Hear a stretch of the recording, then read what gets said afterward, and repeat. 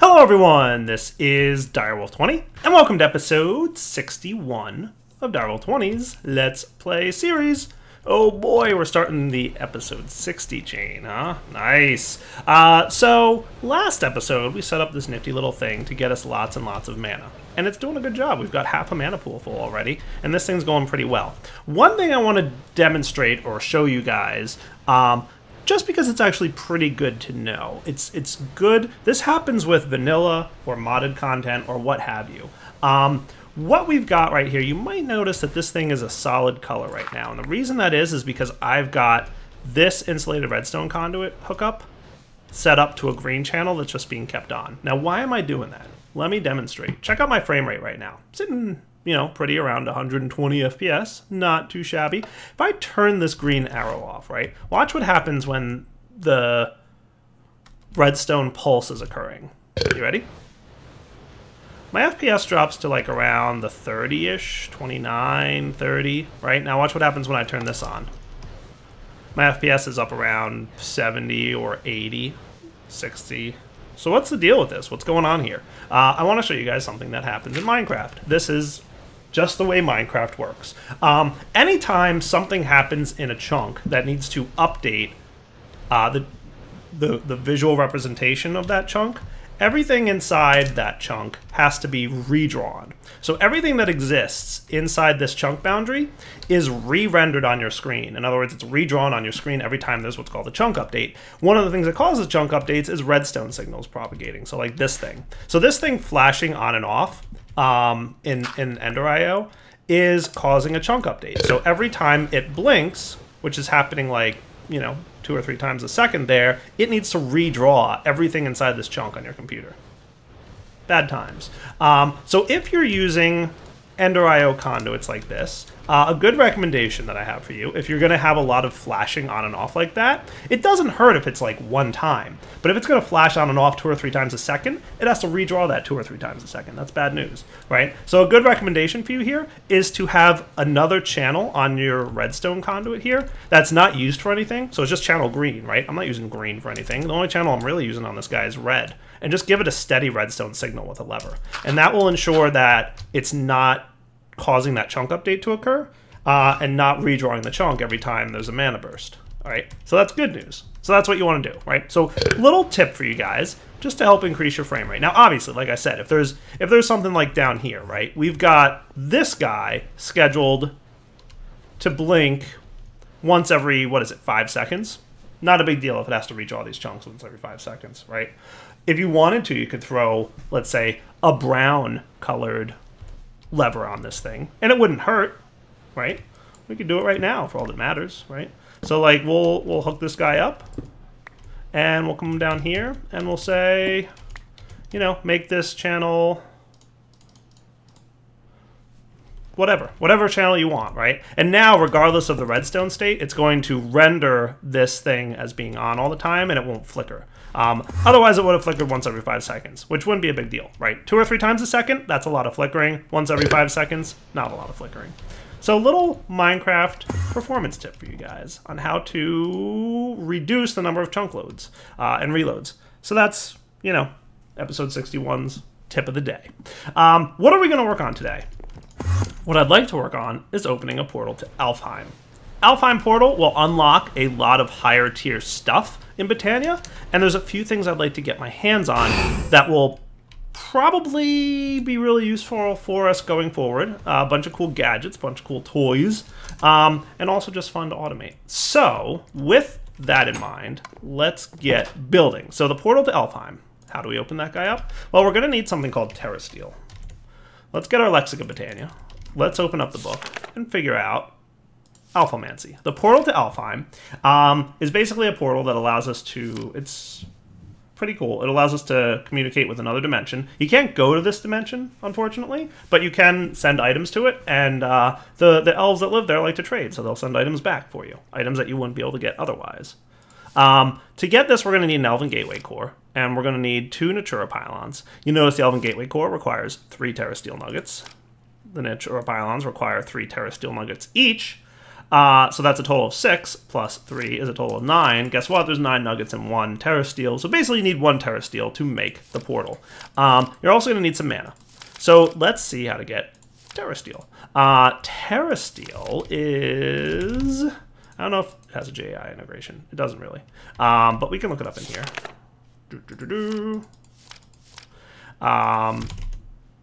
Terrasteel, actually pretty cool stuff, and you can make some good gadgets with it too. Is made, you need a terrestrial agglomeration plate. It requires some lapis blocks, some mana steel, and some of this stuff. So we need 1 of each rune to craft this thing. And I think we actually might have 1 of each rune chilling over here. So we've got fire, we've got water, earth, and air. So all we really need is mana, which I think is 5 mana steel, right? And a diamond, if I'm not mistaken.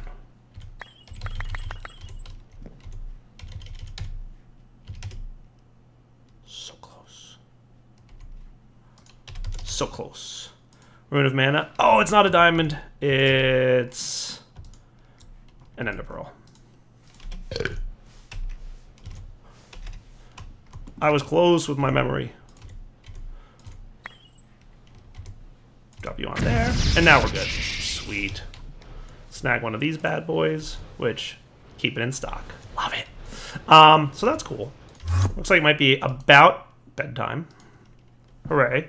So the other thing that I'm thinking is, let's go ahead, once we've got this guy ready to be made, we can make our terrasteel agglomeration plate and start getting some terrasteel.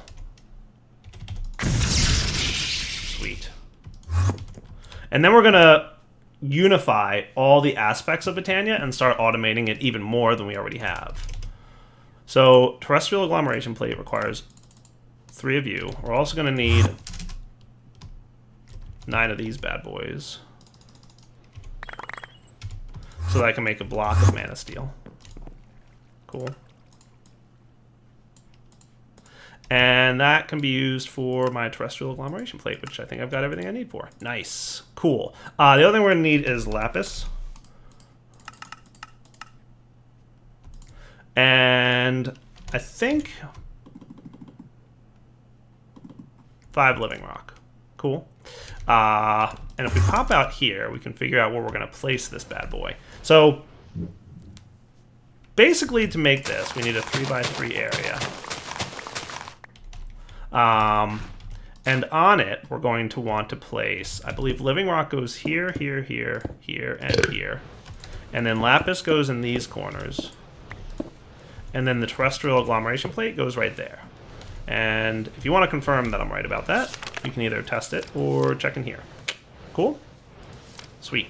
Now you place a mana pearl, a mana steel ingot, and a mana diamond on here, and you need to give it about half a mana pool's worth of mana, which takes a long time if you're going to do spreaders. So to avoid doing spreaders, I would like to do, what are those cool things called? Sparks? Sparks. What's involved in making a spark? Basically any 2 flowers, blaze powder, and nuggets. Cool. So doesn't matter which flowers I use, right? Because we have infinite flowers of all types. Pretty much is the word that we got. So we'll just use white. It doesn't matter. It's all good. I want to teach sparks to my auto crafting system so that I can now on demand request sparks. So if we come over here, check out what happens, right? I want a couple sparks. Let's say I want 4 of them. Okay, that's going to use up 8 mystical white flowers. As soon as that happens, okay, this thing's going to turn on and start running again, which is cool. Gotta love it. It's probably processing the blaze dust as we speak. Oh, things are happening. Nice. So we've got 2 sparks already done. And there's the other 2. Sweet. And that thing's running, just as you would expect. So sparks are an advanced way to transfer mana between mana pools and objects. Oh, by the way, this thing worked. Nice. See, my subtractor's on because this thing's full. As soon as this thing filled up, this thing did the subtractor thing, and it stopped feeding mana into stuff. And these guys are all full. What would happen if I didn't have this subtractor here is that these guys would continue to be fed every so often because mana is not going through the detectors. Cool. So by having this here, we basically are stopping this from running And that's something we set up, Enderman, please, last episode. These Endermen just keep sneaking over to see what Direwolf is up to. And it's getting a little annoying, Enderman. Cool. So that's this guy being kept on. Cool. All right, so now that we've got all this up and running, we can place a spark on our mana pool and a spark on our terrestrial agglomeration plate. And that spark will transfer mana from the mana pool to the agglomeration plate when we're ready to craft the terrasteel ingot. So all we need is a pearl. So these three objects here. And I'm going to take my magnet off for a moment just to make sure that this doesn't become a problem. Drop them on there, and suddenly we have particle effects. Sweet. Looking good, right? I like it. So it's slowly but surely feeding the mana in there. Like I said, it uses about half a mana pool's worth of mana. So we've already used a quarter. So we're about 50% done with our crafting process. Not bad at all. Cruising right along. Ta-da! We've got our first piece of terrasteel. Nice! So now we can go back home and we can use it. So terrasteel nuggets are going to be used for... we're going to want the portal to Elfheim block. I forget what it's called.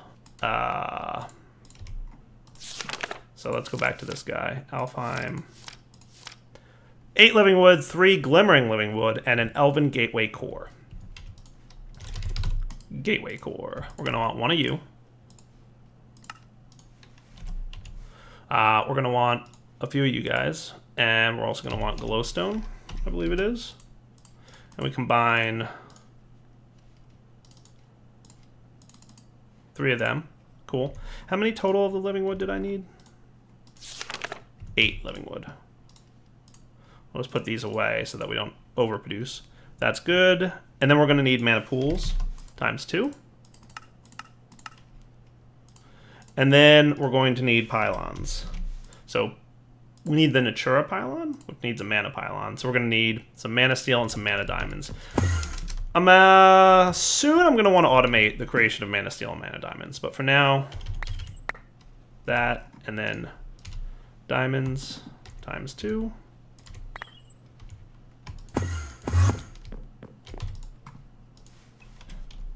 You need at least 2. You could have more if you wanted. I don't know why you would want, but you can. It's all good. Put these things away. That looks good. And then we need to upgrade these to this guy. So we need 2 Eyes of Ender. Cool. And remember, we're mashing up stuff down here. I think this thing is making my blaze dust. Yeah. I saw that poof through right there real quick. So now I should be able to make these bad boys. Nice.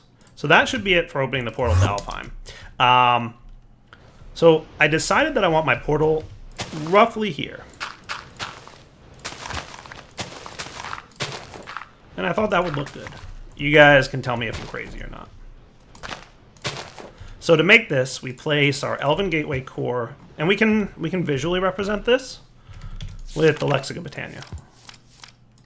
So you can like place it in an anchor spot like that, and then it, well, I thought so, right click any block to anchor the structure to it. Unvisualize, visualize, there we go.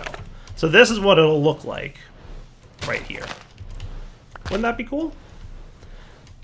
So we can place our gateway core here. The glimmering living wood goes on the sides like that. And then glimmering living wood, living wood. Doesn't that look nice? Yeah.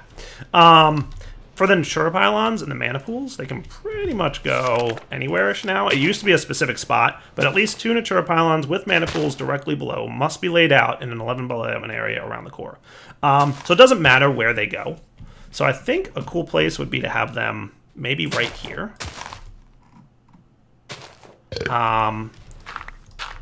I think here is fine, right? And then what I was thinking is we could wall this up so that they're hidden back there. Wouldn't that look cool? And if I ever need to get back there, I can do that. And I will need to get back there because I need to give these guys mana. They need mana to run. And the way the mana, or the way the portal works now, in the past it was you just needed mana for it all the time, and it would slowly drain mana constantly. What's happening in here, you guys? What is going on? What's happening? What did I break? You are not accepting items. You are not accepting items. Why are you not accepting items? Are you full? You are full. You're extracting on green. You're inserting on green.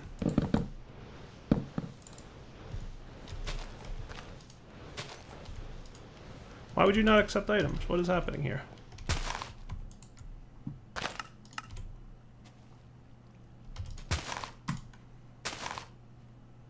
Whitelist, ignoring metadata, ignoring NBT.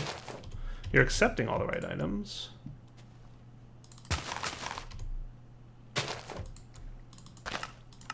Extract green, always active.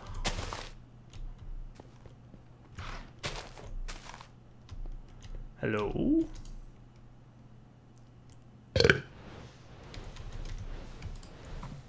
Insert on green, extract on brown.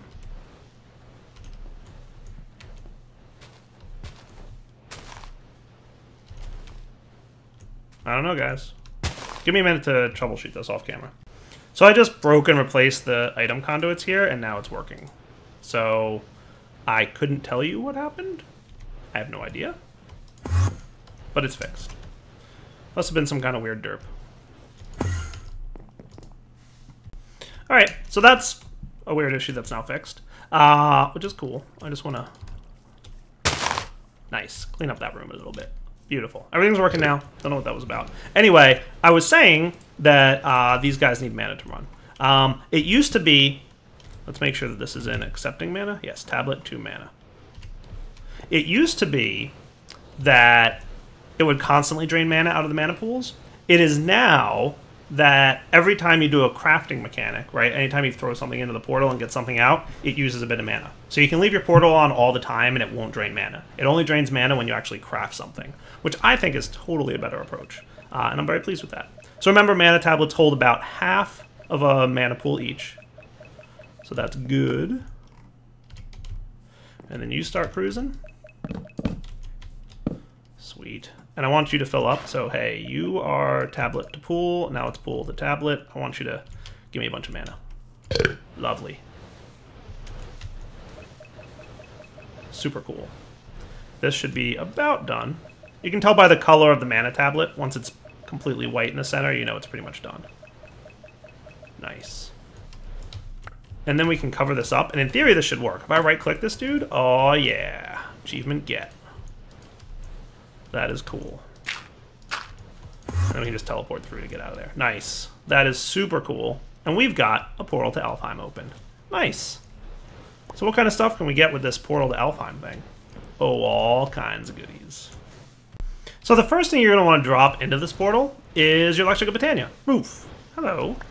I got a new Lexica Botania. A message from the Elven Guard. These are the beings that live on the other side of the portal. You can read it at your leisure. So we've got the message from the Elven Guard. We now have the resources of Elfheim available to us. So here's a bunch of stuff we can get. We can get Dreamwood, which is cool. It's like Livingwood. It's an upgraded version of Livingwood.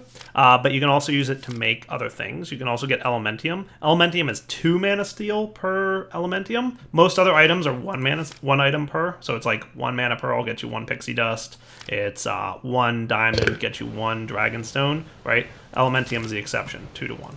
Okay, so keep that in mind. And then there's some other stuff you can get that's like decorative and cool looking and all that good stuff. Mana glass and elf glass, cool stuff. Anyway, now that we've got access to this, we can do some good things. Livingwood makes a better mana spreader, and I wouldn't mind speeding this process up. So right now, right, it's going pretty quick.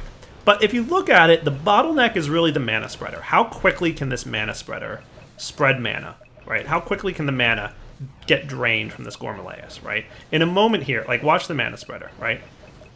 Mana burst, mana burst, mana burst, mana burst, right? Here's the Gormalaeus. It's going to eat in a second, right? There it goes. A few seconds later, it consumes the food, And then it's got this huge amount of mana inside of it. And it needs to feed all that mana into the mana spreader. See how long it's taking to empty the Gormalaeus? So let's speed this up. We're going to do this in a couple different ways. So first things first, I'm going to get probably a bunch of living wood. And maybe at some point we'll automate it. Hey, look, living wood's repopulating. Hey, look, automation. Hey, that's awesome.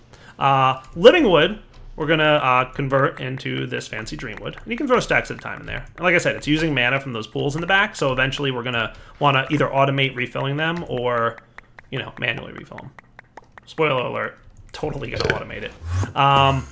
So if we take a look at this, right, what can we use Dreamwood for? A bunch of fancy looking things. Mostly we can use it for an elven mana spreader. Sweet. For that, we're going to need to get probably a decent amount of the Elementium stuff. So let's get this stuff converted. Yay.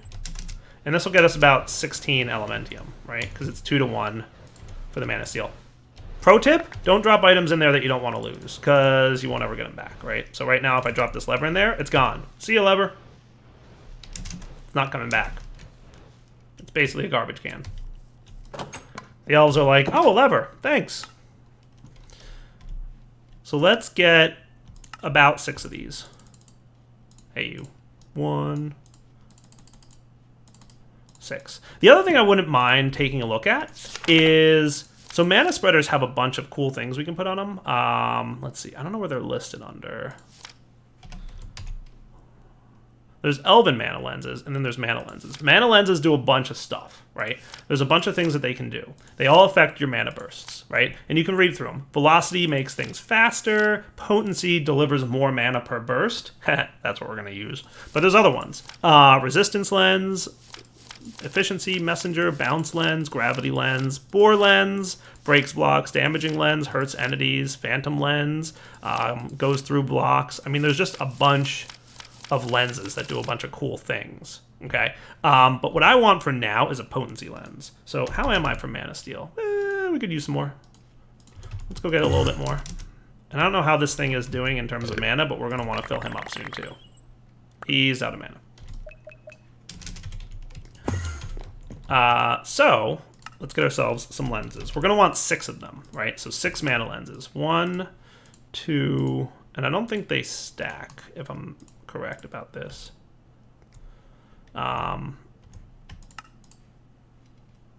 That's 4, 5, 6. Cool. And then we want to upgrade these to a potency lens, which a potency lens is a rune of fire. So we're going to need 6 runes of fire, right? So for that, we're going to need 3 gunpowder. We're going to need, we've got some of you. We're going to want probably 3 more gunpowder so that we can get the mana dust stuff. And then we want nether wart and nether brick. Nether wart, as I recall, there's a crafting recipe for it. It's a little expensive. Blaze rods in there, or we could just do 150,000 RF for a mushroom. I should get a blaze farm, or another wart farm going at some point. Hey, you weren't supposed to completely teleport through there.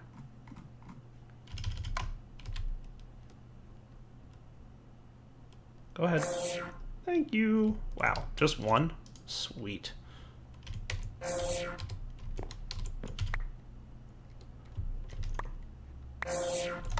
Okay. So because you're going to need mana, I will let you borrow some.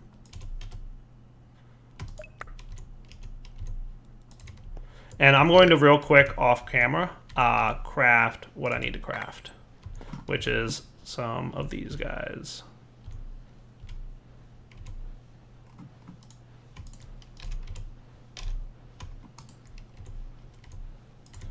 Be right back. So now that I've got these things ready, we can craft them, and it's pretty easy. Mana lens potency. Basically what the potency mana lens does is make it so that a larger amount of mana is transferred in the burst than otherwise would be the case. And that's cool. And what the Elven Mana Spreader does is it transfers more mana than the regular Mana Spreader, which is cool. There's even an upgraded version of Gaia Mana Spreader, but we're not there yet. So what I've done real quick is gone down here and I've put a manual redstone signal down. And we're going to set these guys up. Boom, boom, boom, boom, boom, boom, boom. And we want to bind all these. There's a tool you can use to like bind multiple blocks. So if you have to bind a bunch of things all at once, it's not too bad. I'm just not using it. And technically you shouldn't need to be bound, but we'll do it anyway. And you can see when you mouse over, like I said, there's that overlay that shows you. So you're going to be bound to here. You're going to be bound to here. You're going to be bound to here.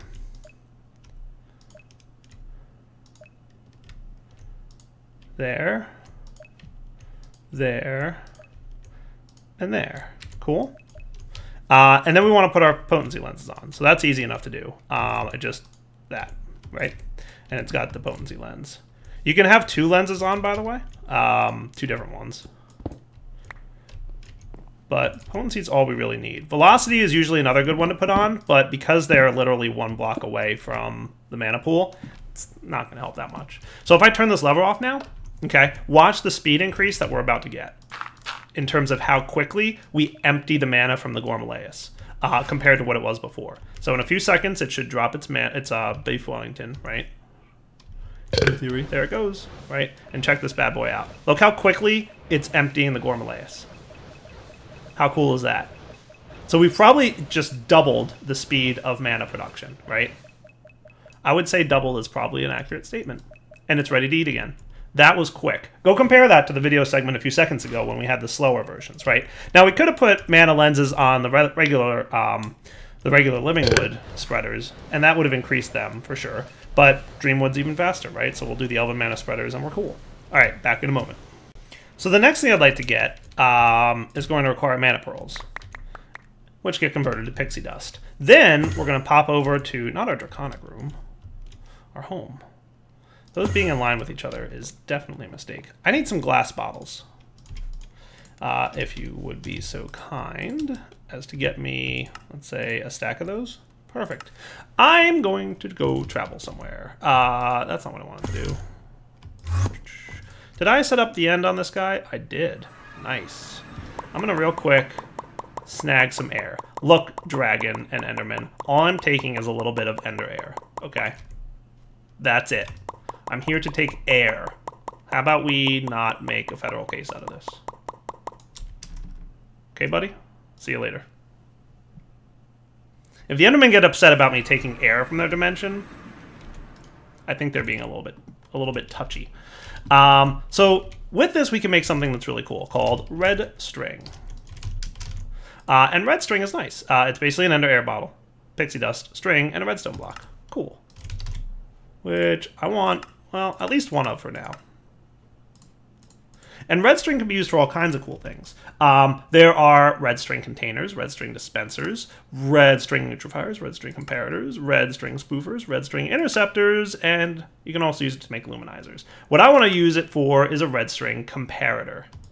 Cool? Red string comparators, basically, when you point this red string at a block that is a tile entity, and you can see it by holding, I think, your wand. Can you see it with your wand?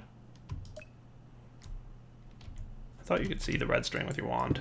Maybe it's not visually representing, but it can basically act like a comparator would act on that block. So let's go down here and turn this off again manually so that these guys are done running. So basically the way this works is the red string comparator here will bind to whatever block is within range, and you can see that red string kind of being represented there. That's where it's bound to, right? It ranges like a few blocks, and it can also go through other blocks, so it has no problem connecting through there. And it will emit a comparator signal, the same signal that the mana pool itself would emit. Cool. So if we pop down here, and we get a piece of redstone, like so, we'll see it's emitting a redstone signal of 6 from the comparator, because that's what this one would be emitting. Neat. So then all I gotta do is pop this dude down. What was he, 13? And you're in subtract mode, right? Redstone comparator subtract. Why are you emitting a signal strength of 15 then? You shouldn't really be doing that. 3.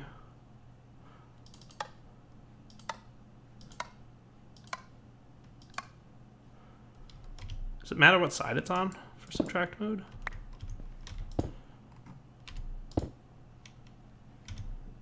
Let's make you go away. Thank you.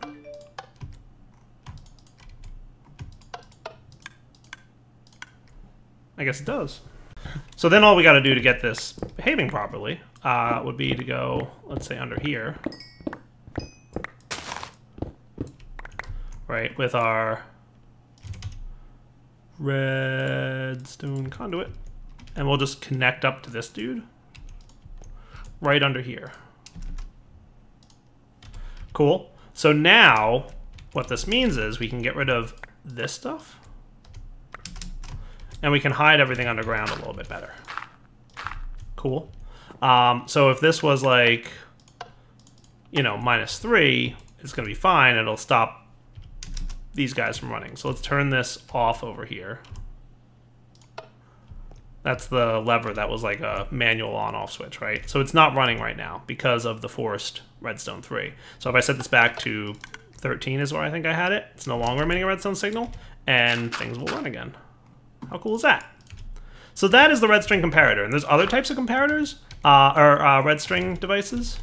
There's, like I said, there's the container, which you can bind to like a chest. So you can pipe in and out. It's like a phantom face almost. It's pretty similar to it at least. But, you know, I'm obviously using it because it's a Britannia item and a Britannia build. Neat, right? So that is a well-hidden mechanic. So let's recap what we completed this episode, because we did a lot of good stuff. We opened a portal to Elfheim. We went ahead and increased our mana production by a lot. Yeah, definitely moving mana a lot quicker than we were before.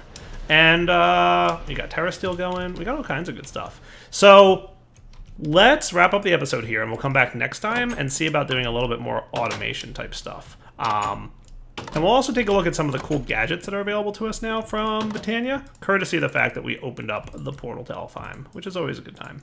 All right, guys, Direwolf20 signing off. Hope you guys enjoyed the episode. As always, take it easy.